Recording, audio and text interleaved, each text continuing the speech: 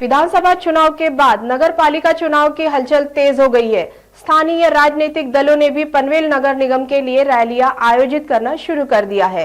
पनवेल नगर निगम के पिछले कई सालों से बीजेपी की सरकार है। हालांकि विपक्ष ने संपत्ति कर के मुद्दे पर सत्तारूढ़ दल को घेर लिया था। हालांकि सदन के पूर्व नेता परेश ठाकुर ने कहा कि संपत्ति कर के बारे में गलत धारणा पनवेल के लोगों ने दूर कर दी है। साथ ही हम आगामी नगर निगम चुनाव के लिए भी तैयार है।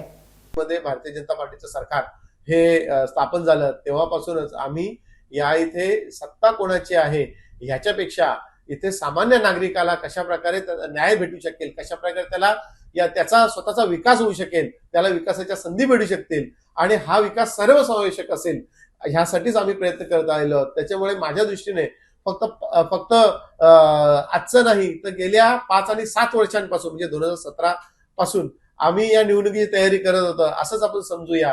आम्ही या निवडणुकीसाठी आम्ही तयार आहोत। आम्हाला केलेली कामं आणि आमचा दृष्टिकोन हा जनतेपर्यंत न्यायचा आहे आणि त्याद्वारे साधारणतः इथं नागरिकांकडून आम्हाला आमचं हक्काचं मत हे आम्हाला मागायचं आहे।